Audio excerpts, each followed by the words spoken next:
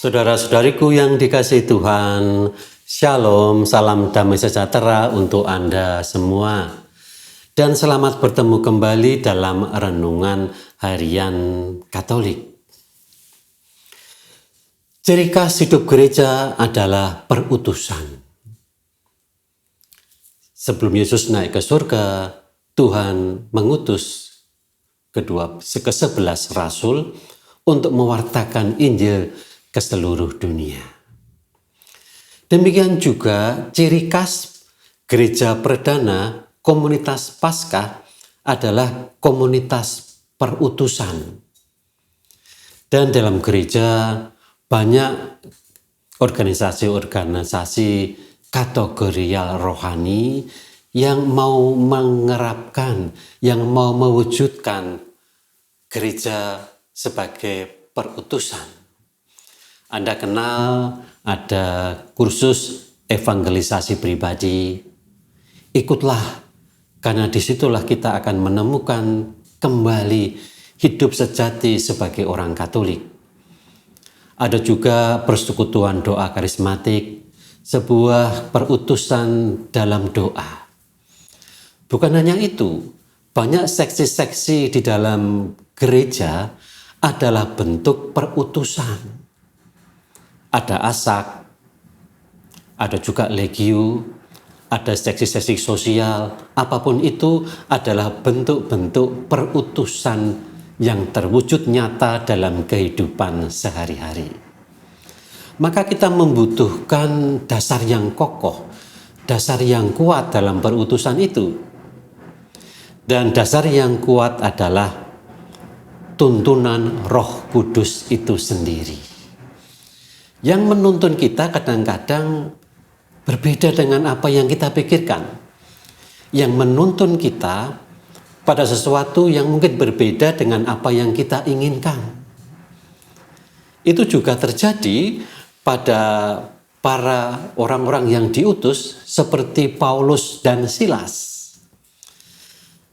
Apakah perutusan Anda juga pernah mengalami hal semacam itu?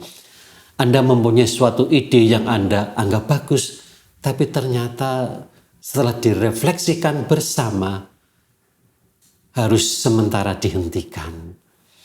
Sementara ditinjau dahulu, daripada cepat-cepat dilaksanakan, dan efeknya diperkirakan justru menjadi kontraproduktif. Maka mari kita belajar dari Kisah Para Rasul bab 16, ayat 1 sampai dengan 10.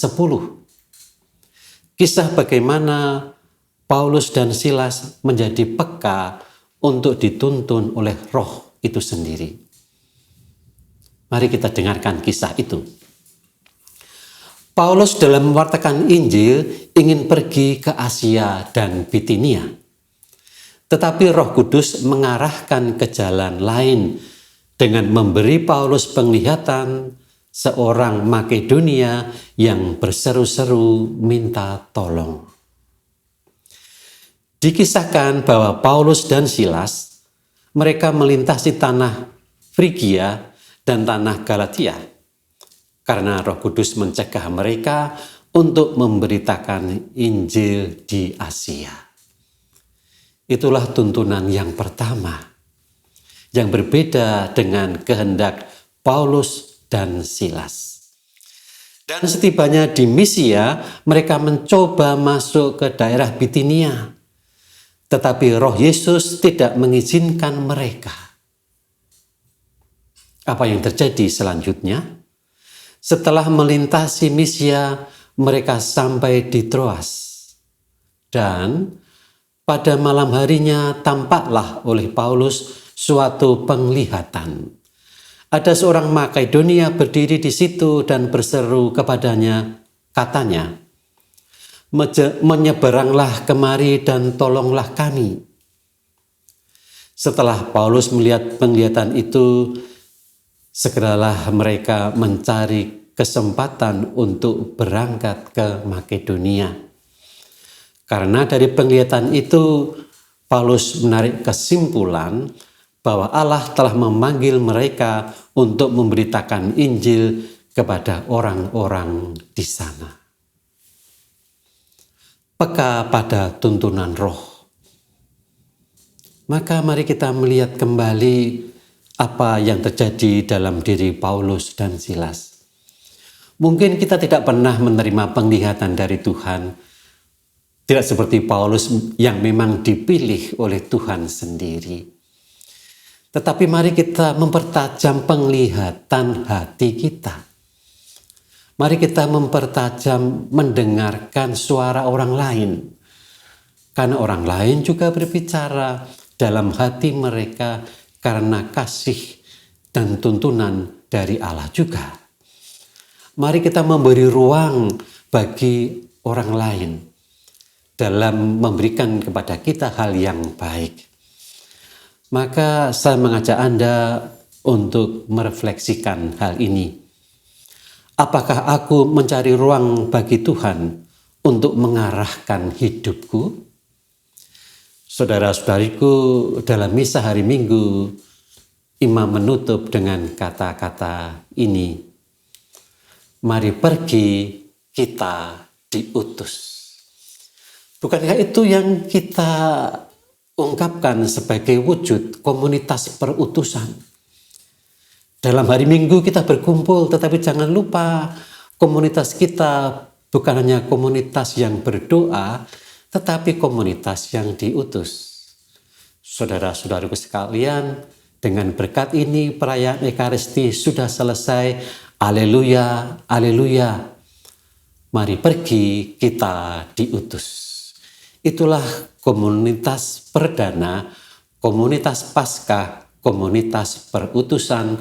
Haleluya, haleluya. Maka mari kita menguatkan komunitas keluarga kita yang juga diutus dalam kehidupan sehari-hari dengan doa-doa kita. Maka marilah kita berdoa. Dalam nama Bapa dan Putra dan Roh Kudus. Amin. Tuhan, seringkali aku sudah membuat rencanaku sendiri. Aku memikirkan sebuah keputusan yang aku pandang baik untuk aku lakukan. Dan aku meminta Engkau untuk memberkati keputusanku. Lalu aku meminta Engkau untuk menyetujui rencanaku. Tetapi Tuhan, setelah aku mendengarkan pandangan banyak orang, mendengarkan kata-kata di dalam Injil, melalui sabdamu yang aku dengarkan pada hari Minggu.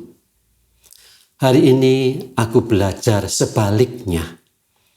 Mau mendengarkan lebih dahulu, lalu melangkah. Bila Engkau menutup satu jalan yang aku pilih, ajarlah aku juga untuk percaya akan jalan yang Kau tunjukkan melalui ajaran-ajaranmu yang aku renungkan, melalui pandangan-pandangan sahabat-sahabatku yang memberikan kepadaku jalan keluar. Bila aku membuka jalan baru, beri aku keberanian untuk mengikutinya.